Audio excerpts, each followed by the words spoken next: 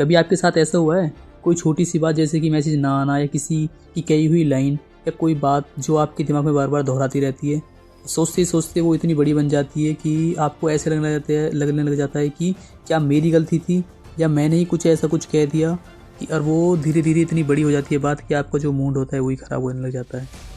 तो यही है ओवर थिंकिंग, जहाँ आपका दिमाग सोचता नहीं बल्कि खुद से ही लड़ने लग जाता है। तो आज अपने इस माइंड कोड की सीरीज़ में हम बात करने वाले हैं ओवर थिंकिंग के बारे में। तो पार्ट 1 के साथ हम शुरू करते हैं। देखिए, ओवर थिंकिंग कोई हैबिट नहीं है, ये एक डिफेंस मैकेनिज्म है जिसके बारे में आपको बताने वाला हूँ। जब भी कोई ऐसी सिचुएशन होती है जहाँ पर रिजल्ट क्लियर नहीं होता तो आपका दिमाग आपका कंट्रोल चाहता है। वो सोचता है कि अगर मैं सब कुछ पहले ही सोच लूँ तो शायद किसी नुकसान से बच जाऊँगा या नुकसान नहीं हो पाएगा। लेकिन ये सच्चाई नहीं है। जितना ज़्यादा आप ज़्यादा सोचते हैं उतनी ज़्यादा आप हर्ट होने लगते हैं और ज़्यादा ही परेशानी में उलझने लग जाते हैं। ओवर थिंकिंग का पैटर्न हमेशा एक जैसा होता है। एक थॉट आता है, आप उसी एनालाइज करते हैं और फिर 10 नए पॉसिबल्स सोच लेता है। आखिर ये खुद ही थक जाता है। जैसे कि मान लीजिए, मैं आपको बताता हूँ, आपने कुछ सोचा, फिर सोच के ऊपर फिर सोचा, फिर सोचते सोचते आप बार बार ऐसी ही थॉट प्रोसेस में थक जाता है आपका दिमाग कि वो बिल्कुल ही लो होने लग जाता है। यानी दिमाग खुद से ही सवाल पूछता है और खुद ही अपने ही जवाबों में फंसने लग जाता है। वही है ओवर थिंकिंग। अब हम आते हैं पार्ट 2 के पास, जिसमें दिमाग ऐसा करता क्यों है, मतलब ऐसा क्यों करता है। तो अब सवाल ये है कि दिमाग ऐसा करता क्यों है। तो क्योंकि दिमाग को क्लियरिटी पसंद है। ये अनसर्टेनली मतलब कुछ भी चीज़ है उसे बर्दाश्त नहीं कर पाता है, उसे जवाब नहीं मिलता तो वो गैस करने लगता है अपने आप ही। जैसे मान लीजिए कोई भी गोल है, जैसे आपको यहाँ से कहीं दूसरे स्थान पर जाना, अगर आप क्लियर नहीं होगे तो आप बार बार इधर उधर भटकते रहोगे। इसी तरीके से हमारा दिमाग है, जब तक कि क्लियर नहीं हो पाएगा कि हाँ आपको जाना कहाँ पे, क्या ही से चाहिए, जब तक वो बार बार वहीं एक ही लूप में घूमता रहेगा और ये बार बार गैस करता रहेगा नई नई चीज़ें। आपका दिमाग बार बार सेम बातों को ही इमेज करने लग जाता है। जैसे अगर उसने मुझसे बात करनी बंद कर दी तो, जैसे कि दूसरा अगर मैं फेल हो गया तो, तीसरा अगर फ्यूचर ख़राब हो गया तो। ये मतलब बेमतलब की चीज़ें हैं, इन्हें बार बार सोचते रहना। तो इसमें क्या होता है, अपने ही दिमाग में नई नई थॉट आना, थॉटों पर काम होना, फिर वही आपको आपकी एनर्जी को डाउन करने लग जाते हैं। लेकिन सबसे बड़ा सच ये है कि ओवर थिंकर ज़्यादातर उन सिचुएशन के बारे में सोचता है जो असलियत में होती ही नहीं है। आप समझ सकते हो इस बात से कि जो चीज़ें वास्तव में हो ही नहीं है उनके बारे में ज़्यादा सोचता है, और वही इंसान की सबसे बड़ी कमी है। अब आते हैं हम पार्ट 3 की तरफ कि ओवर थिंकिंग के कौन कौन सी साइन है। अगर ये साइन है तो आपको पता पड़ जाएगी ओवर थिंकिंग कर रहे हैं या नहीं कर रहे हैं। तो अब ध्यान से सुनिए, अगर आपके साथ भी ये बातें होती हैं तो आप समझ सकते हो कि आप ओवर थिंकिंग में हैं। मैं आपको 4 पॉइंट्स बताऊंगा तो आप समझ जाना, ठीक है। पहला यह है कि आप हर चीज़ को ज़्यादा एनालाइज करते हैं और लोगों की बातें जो होती हैं उन पर एक्सप्रेशन या रिएक्शन सब मतलब उन पर ही आप एनालाइजर करने लग जाते हैं बहुत ज़्यादा। दूसरा, पास्ट की बातें छोड़ नहीं पाते। जैसे कि मान लीजिए कुछ हुआ, बीत हुई बातों को पकड़े रखना। जैसे मतलब बता देता हूँ, काश मैंने ऐसा क्या होता, ऐसा हो जाता, ऐसा होता, ये नहीं होता, ये सब चीज़ें। तीसरा, डिसीजन लेने में हमेशा डर लगता है, कुछ गलत ना हो जाए, कुछ सही ना हो जाए, ये ना हो जाए या वो ना हो जाए। इस तरीके से डर, मतलब एक तरीके से छोटा मोटा डर रहना दिमाग में कि कोई डिसीजन ले ही नहीं पाना। होते हैं बहुत लोग ऐसे, कहीं आप तो नहीं हो, कमेंट में ज़रूर बताएं। चौथा, माइंड में हर वक्त नॉइस रहता है। नॉइस का मतलब समझ सकते हो, भी मतलब की बात है, कभी नींद भी नहीं आती। कभी कभी ऐसा भी हो जाता है कि माइंड में ज़्यादा ही थॉट्स आने लग जाते हैं, तो नींद का चक्कर, नींद नहीं आना। तो इसी तरीके की ये बहुत सारी चीज़ें होने लग जाती हैं। चीज़ें मतलब कुछ नहीं भी हो रहा है तो भी आप ज़्यादा सोचने लग जाते हो। तो इन चारों में से कोई सा भी पॉइंट है तो आप ज़रूर कमेंट में ज़रूर बताएं, ठीक है।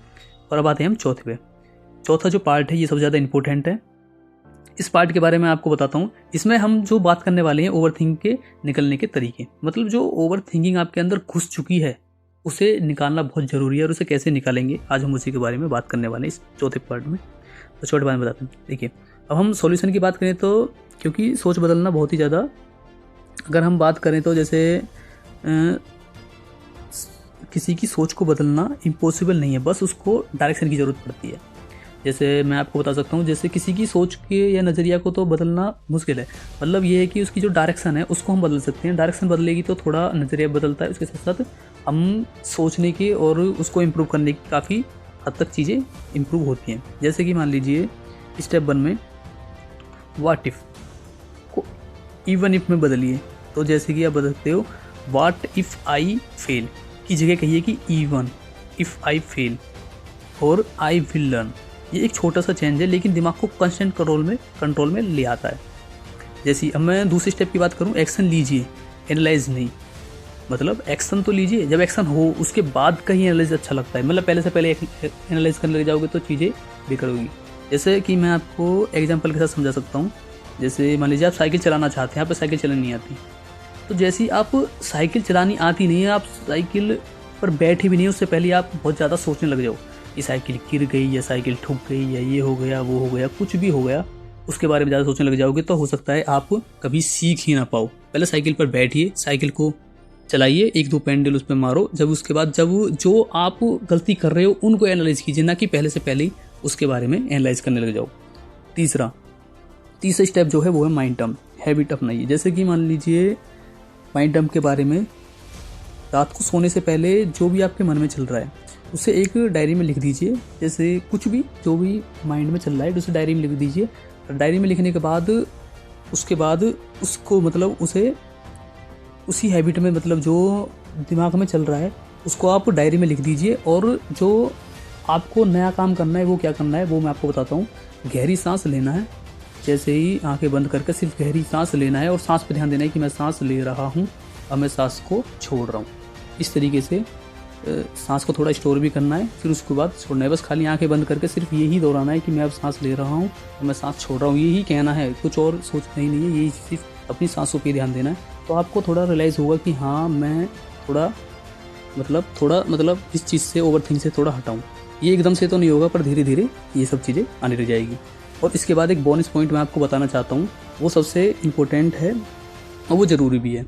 देखिए, जैसे ही आप सोते हो तो उसको, माइंड को जैसे कुछ अलग चीज़ें चल जाती हैं तो उनको निकालना बहुत ज़रूरी है। जैसे कि आप कर सकते हो, उल्टी गिनती गा सकते हो। जैसे उल्टी गिनती का मतलब समझ सकता हूँ, जैसे 100 से 100, 99, 98, इस तरीके से। जब आपका दिमाग थोड़ा लोड पड़ता है या कुछ चीज़ों पर सोचने लगता है तो आपका माइंड होता क्या है कि वो और इम्प्रूव, मतलब जो बेकार की चीज़ें हैं उन्हें छोड़कर वो इस चीज़ में उलझने लग जाता है। या फिर कोई टेबल वगैरह या कुछ टेबल, जैसे 2 का टेबल है, मतलब ये तो आसान है, मतलब एक हार्ड टेबल या कुछ ना कुछ माइंड में ऐसी चीज़ सोचो जिसमें माइंड पर लोड पड़े। तो उससे क्या होगा कि आपकी ओवर थिंकिंग, जो फालतू की जो थॉट्स वगैरह आ रहे हैं वो सब चीज़ें ख़त्म हो जाएंगी। तो वीडियो कैसी लगी, वीडियो को लाइक कीजिए, शेयर कीजिए और कमेंट कर ज़रूर बताइए कि जो मैंने पर जो पॉइंट्स वगैरह बताए थे उसमें से आप कितने मिलती जुलती चीज़ें हैं और आपको कितनी हेल्पफुल है ये वीडियो, तो कमेंट में ज़रूर बताएं। धन्यवाद।